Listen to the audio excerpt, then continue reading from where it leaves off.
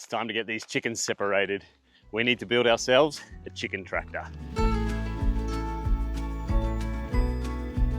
Now, don't get me wrong, I'm loving all these fresh eggs, but we just don't need this many. And the whole idea here is that we've got a number of specialty breeds that we want to be incubating and selling their fertilized eggs, selling day-old chicks, or just growing our stocks and our flocks. So I've been raising and farming chickens both commercially and obviously at a homesteading scale for the better part of a decade now. And in that time, I've been lucky enough to try out a few different chicken coop designs. And if you've looked in the chicken farming space in terms of homesteading and regen ag, you'll have definitely come across these three designs by these three guys. Joel Salatin's Chicken Tractors, John Siskovich's Stress-Free Chicken Tractors, and Justin Rhodes's Chickshaw. Now, the Chickshaw was by far the most fun build and it looked the funkiest, but it had a couple of flaws that I wanted to overcome in this next design. Number one, the floor is mesh and elevated. It's just an overnight coop, but that mesh floor gets crustified with chicken coop after a while and it becomes an animal welfare issue. So I wanted to solve that. I like the designs where they're on the ground.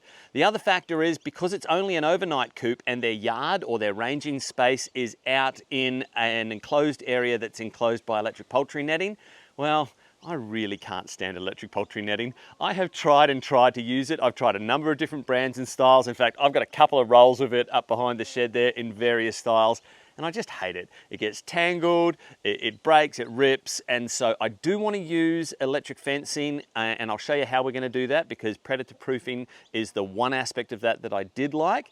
But yeah, I don't want to do the chicken yard that way. That means the design that we're going to come up with has to be bigger than Justin's Chickshaw design. Now, Joel's chicken tractor design is by far one of the most popular, but it's pretty single purpose. It's designed for meat birds, and I know people have adapted it for egg-laying birds, but that means it needs to be somewhat larger. And the one problem I had with the chicken tractor design was the mobility factor or the ease of movement. I know he says almost anybody can do it, and the way that he uses the trolley makes that pretty simple, but I think we can remove a large amount of the heavy weight, especially the timbers, to make it a whole lot more mobile. And then there's John's design, which was kind of based on that, but it was designed to be more walk-in. And to be honest, that was a main inspiration for our hoop coop. And I've used these designs mainly as a static coop, but I could see how you could move them around. Again, a heavy timber base makes them a little less mobile, and I just don't know that it needs to be walk-in. Like, I like the convenience of being able to walk in there and do maintenance and collect eggs, and oh, well, we collect eggs from the outside now anyway.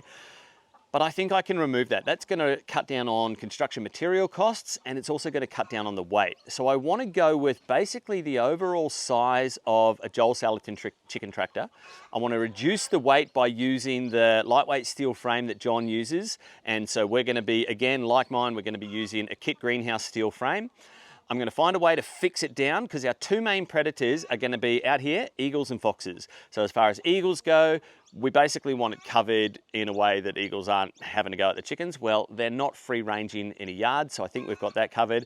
And then as far as foxes go, definitely going to want to use chicken wire, but foxes will eat through chicken wire. If you've ever seen a coop totally decimated by foxes, they can get in the tiniest holes, they can scale the slipperiest walls, and they can get through whatever mesh you think they can't get through. And so that's where I want to incorporate some electric wire into the design as well. So let's get our materials together. Let's come up with a design.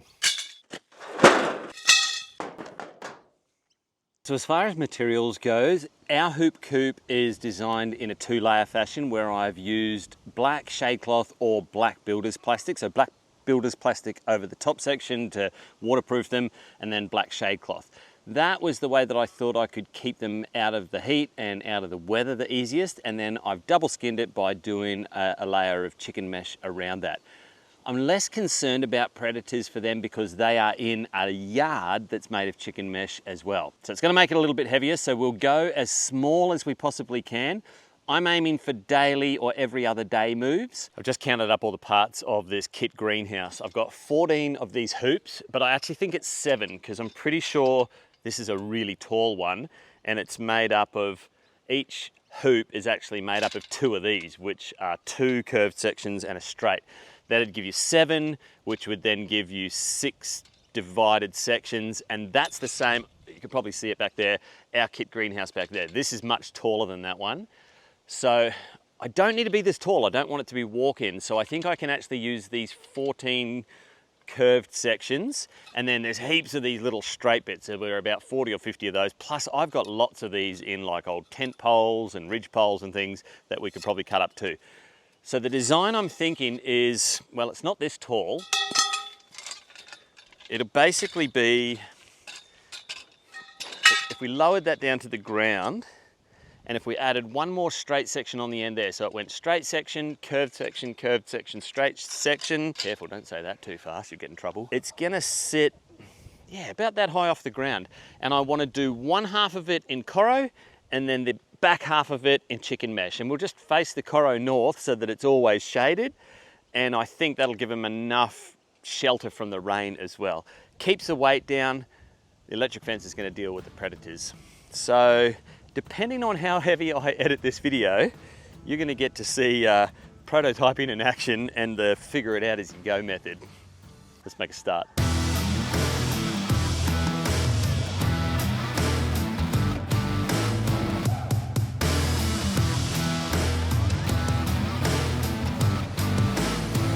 Well, day two, these projects always take longer than you think.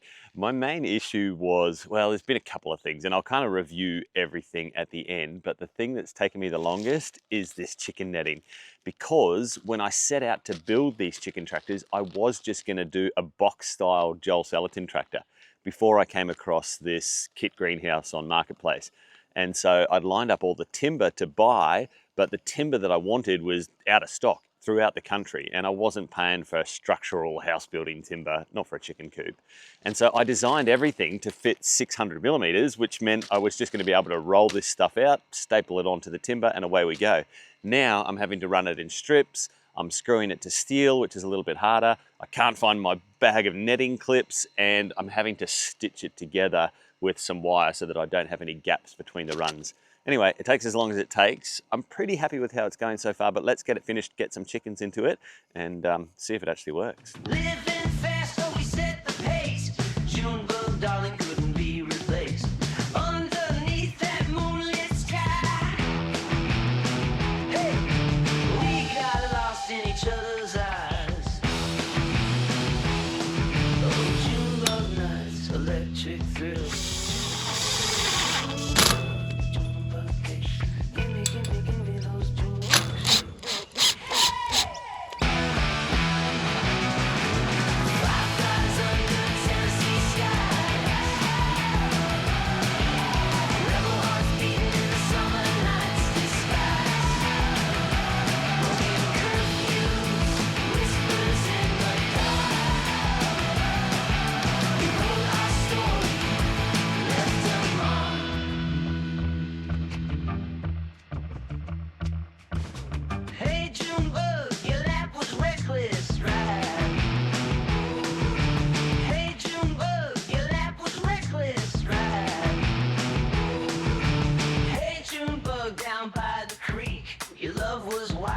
Made me weak. Radio blaring infectious beats. Gimme this life so sweet. All right, so prototype done, and I'm pretty happy because it was definitely as lightweight as I'd hoped it to be. And then that leads to our first problem. Isn't a fox just gonna burrow under it? So I've got some of these 200 mil batten screws. That's how I'm gonna pin it down now.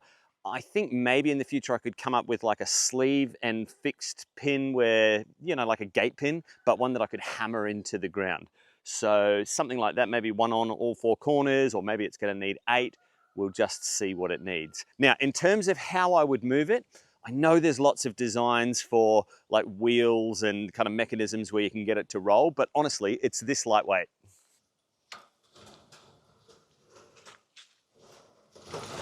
So I think because I'm only gonna move it one space of itself at a time, I don't think it needs wheels or anything fancy. It basically is like it's on skids. That being said, I can see that back bar potentially catching a whole bunch of crud and rocks and things. So yeah, maybe that would help. But I don't plan on moving it very far. And if I was gonna move it very far, I'd be boxing the chickens up into their own little crate and then picking it up and carrying it like you saw us just do. All right, let's get it pinned down. Let's get it kitted out for the chickens, and then let's get some chickens in it to see how they respond. That's north. So sun's going to track in the sky over there. So hopefully the corrugated section provides some all day shade.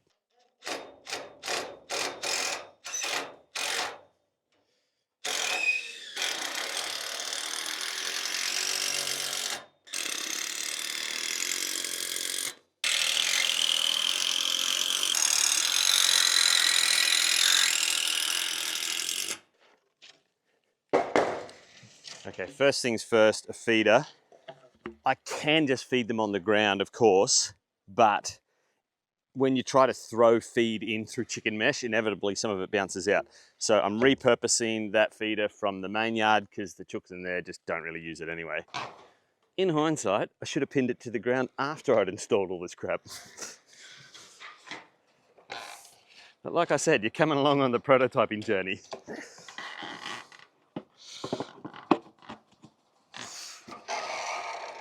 Okay, sweet. I'm happy with that. Okay, so the cap, so the rain doesn't get in it. Feed through there. Maybe we just tie it on down here as well. So two things straight away. First off, access. Now I've just left the bottom half of this middle sheet of corro unscrewed, but I'll formalize that with a hinge. Maybe it might need framing up. You don't really want to be grabbing a sharp bit of tin every time, so probably a handle. And yeah, hinging, not bending. I can also see that potentially if I'm here, chooks are trying to escape down there, so maybe it only needs to be half the size. Secondly, water. So I've got this stainless steel waterer, and that's just going to require me to check on that and fill it up.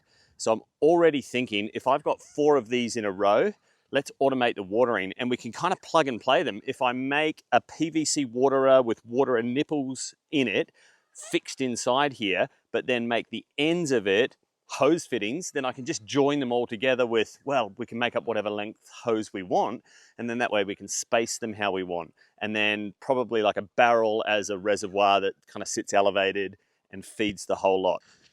Hopefully, because these milk crates have been what they've been laying in already, they'll get used to this idea almost straight away, and we find eggs in here tomorrow, hopefully. I just want to be sure that this is how I want to access it before I commit to building it. So this is prototyping territory, and I'm keen on your feedback. Is this the best way to do access, or is there a better way to do it? Like my nesting box on our main coop is internal external, so they access it internally, but the lid is on the outside of the coop. I could do something like that here potentially. All right, let's go get some chickens. What's going on, Remy?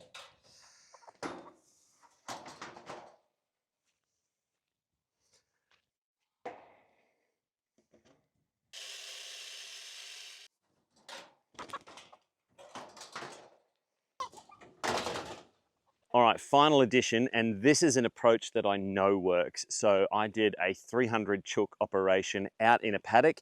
It wasn't anywhere near people or, dogs or anything else that could provide security. They were in a hoop coop. The only difference between that hoop coop and this one is that it was timber based, but it was open floored, it was chicken mesh, and all we did was run a single electric wire around it.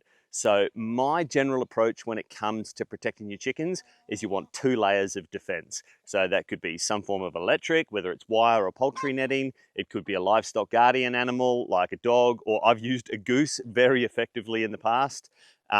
Obviously then there's your materials that you build your coop out of as well, or you might just, like with our chickens, have them up close to other infrastructure, movement activity, humans, pets, and that helps as well. So I'm going to get this run around the outside, and the point of this is, yes, I know a fox can chew through that chicken mesh, but he's going to be standing right on the hot wire while he's trying to do it, and that's generally a good enough dissuasion.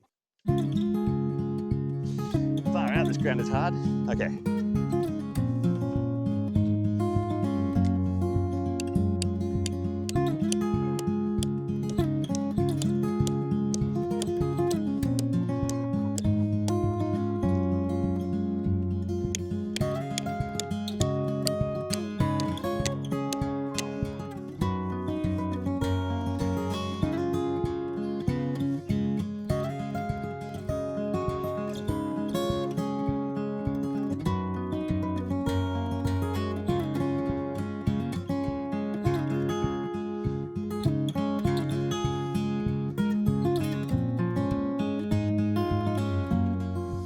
So that just runs to an energizer, which I'm going to plug in over near the house. And if I really was worried about it, another loop about 1/2 meter off that one is going to give me just another layer of protection as well.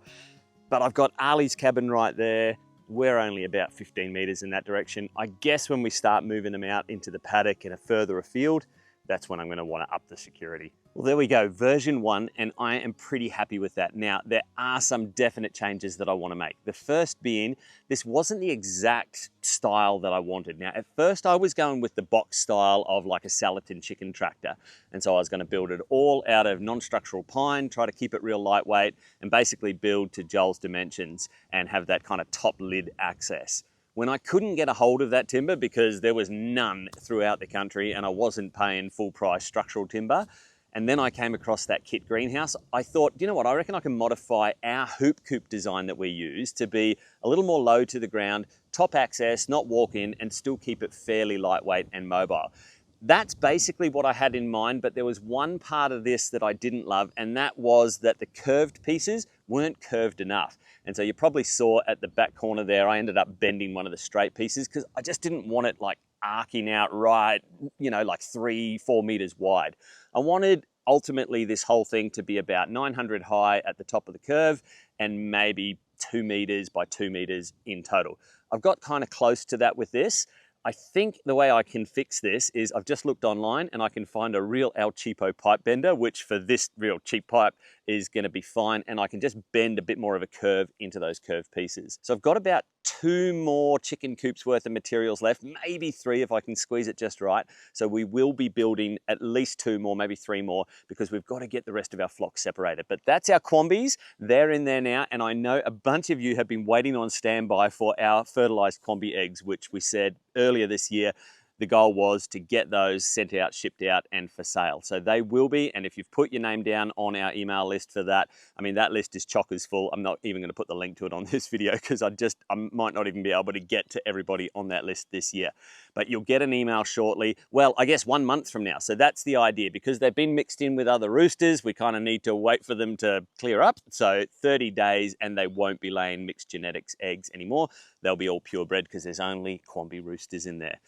So what do I think in terms of its mobility? Yep, it moves around nicely. I think I'm going to be able to drag it around easy. Like I said, I've got already an idea for a water upgrade. I'm pretty happy with that feeder, but if you guys have got any other ideas, hit me up in the comments. I guess we'll just be trialing this out. So watch our videos over the coming months. You'll see this thing moving around, and then especially as I get those other 2 or 3 built and filled with our other breeds. So we've got our Sussex, we've got light Sussex, we've got Morans, we've got Barnevelders, we've got Aracanas. So one group will stay in the main chicken coop and then the other 4 will come out here into chicken tractors. But as far as a uniquely Australian designed mobile chicken coop goes, what do you think? What does it need? What could we change? The 3 things we were trying to meet were our unique climate conditions. So we don't have the extreme cold of the North American continent. So we really were looking for heat stress relief. So that's why we've got a lot of chicken mesh on it and not so much corrugated iron. I'll be watching these girls here for signs of heat stress to see if we need to improve it at all. Unique predators, I mean, I guess predator control works across the globe, but ours being foxes and eagles, I never really worry about snakes so much because I just keep the grass short, and then goannas really aren't going to get in there. But I guess you'd factor those in. And then finally, making it multi-purpose. So for this warm season, while the girls are laying and we want to be raising and then selling our own fertilized eggs and unique breeds of chickens, it needs to be able to house layers, so nesting boxes. But then in the colder season is when we'll switch to meat birds. So it has to meet both those purposes as well. And then finally, what are we going to call it? I feel like chicken tractor's already taken. Is there a uniquely Australian name we could give it? Let me know your thoughts, let me know your ideas, and until next video, we'll see you later.